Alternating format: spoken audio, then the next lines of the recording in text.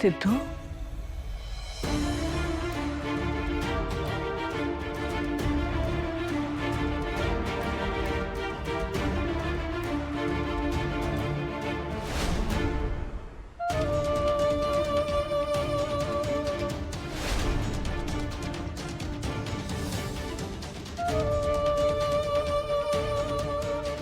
अरे सिद्धू सिद्धू इकडे ये ना.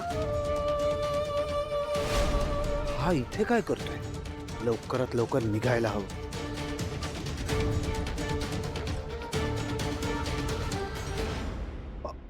अरे तू इथे? माझ्या बहिणीची सासूरवाडी, ये जा करत असतो मी. काय चाललं होतं असं? चर्चा चालू होती, झाली. आम्ही निघतोच आहे, आम्हाला जरा महत्वाचं काम आहे. डार्लिंग,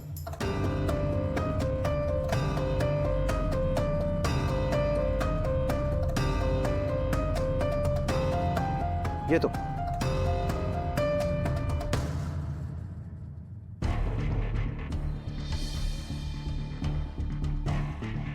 मी ओळखतो त्याला, आलोच बोलून.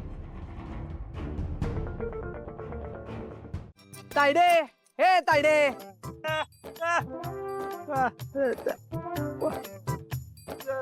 अयो, आधी सांगायच की मला, मी आलो असतो इथं.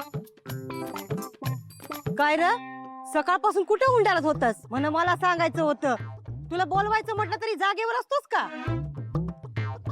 मला बोलवा म्हण. तुम्ही तर असं बोलता, याच्या अगोदर कधी मी आलोच नाही. अगोदर कसं छोटू छोटू छोटू करायचा, आणि आता वेंकी वेंकी वेंकी असं करताय. ए हनीन, थोबाड पण ठेवतात नाही तर तुला. टिव टिव टिव लावले, कसा तरी डोळा लागला होता माझा, झोपड केली सगळी.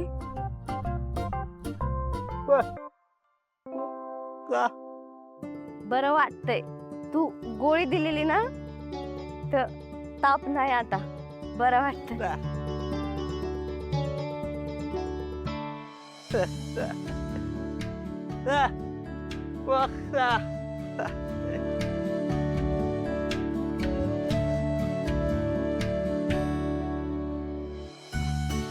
कुठे तयार रे?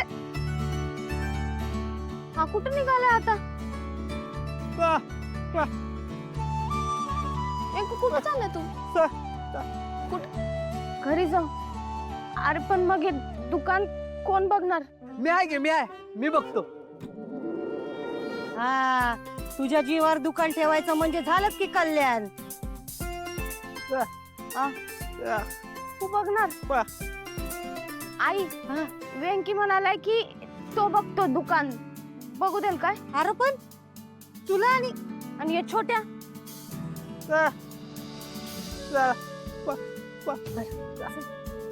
त्याला त्रास द्यायचा रे, हानीन. सावकाश सावकाश सावकाश सिद्धू, सावकाश. हा ठीक आहे. बस. आता काय बोलत होतास बाहेर? मला सांग, मगाशी बाहेर काय सुरू होतं एक्झॅक्टली? अरे ती खूप मोठी स्टोरी आहे. आमच्या घरी छोटी आनंदी आहे, माहितीये तुला? हा. ती बाहेर जी होती ना, ती तिची आत्या सुपर्ण, आणि तो तिचा नवरा रवी. काय? ती आनंदीची आत्या आहे? हो. भावनाताईचं ज्यांच्याशी लग्न ठरलं होतं, त्या श्रीकांत इनामदारांची मुलगी आनंदी. लग्नाच्या दिवशीच त्यांचा ऍक्सिडेंट झाला आणि ते गेले.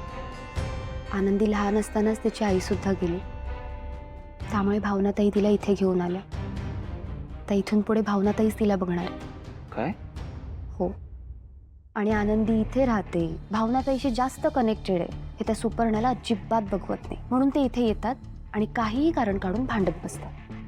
का पण? म्हणजे भावनाने काय जबरदस्ती आणलं का आनंदीला? नाही रे, उलट आनंदीलाच भावनाताईकडे राहायचं होतं. आणि डे 1 पासून सुपर्णाला काही आवडत नव्हतं. आणि जेव्हा श्रीकांतचं विलोपन झालं, तेव्हा कळलं की श्रीकांतने लग्नाआधीच सगळी प्रॉपर्टी भावनाताईच्या नावावर केली होती. काय? हो. पण आई आणि भावनाताईंनी ती सगळी प्रॉपर्टी रवी आणि सुपर्णाला परत केली, आणि त्या बदल्यात आनंदीला इकडे घेऊन आले. काय सांगतेस काय? हो. पण सुपर्णाला हे सगळं नाही आवडत, म्हणून ती इथे येते, भांडते. भावनाताईला त्रास होतो रे या सगळ्याचा.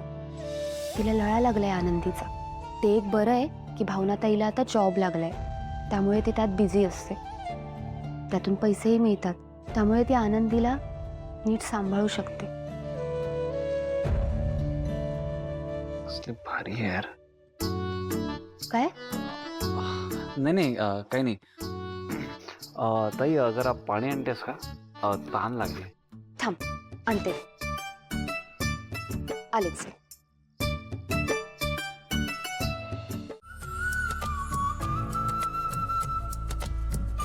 सावकाश हं? हो आई. आई, मी शाळेत होते ना तेव्हा वार्षिक परीक्षेच्या वेळी सुद्धा आई असाच खाऊ बनवून ठेवायची. आणि इतका बनवायची ना की सुट्ट्या संपेपर्यंत खायचे मी. आपली जानू पण खुश होणार आहे हा आई हे सगळं बघून. हो ग बाई, ती जेव्हापासून सासरी गेली आहे ना, इतकी काळजी वाटते ना तिची. कशी राहत असेल, घरात कोणी मोठं नाहीये. बरं स्वयंपाक कसा करते की नाही, जे करते ते चांगलं आहे की नाही, काही कळेना मला. शिवाय आता परीक्षा आहे, तुला माहिती आहे भुकेची किती हलकी आहे ती. आता अभ्यास करेल की काही स्वयंपाक करेल. हो ना. म्हणून काल रात्रीच मी ठरवलं, थोडा थोडा खाऊ करून पाठवायचा, तेवढाच आपला आधार. पण आई, हे सगळं पाठवणार कसं आपण? अगं भावनाशी बोलले मी. भावनाचं ना पुण्यात काहीतरी काम आहे, ती जाणार आहे. ती म्हणाली ती नेऊन दे. हे बरं झालं बघा. बरं, ह्या एवढ्या तळून घे, तोपर्यंत मी डबे भरायला घेते. हा होय.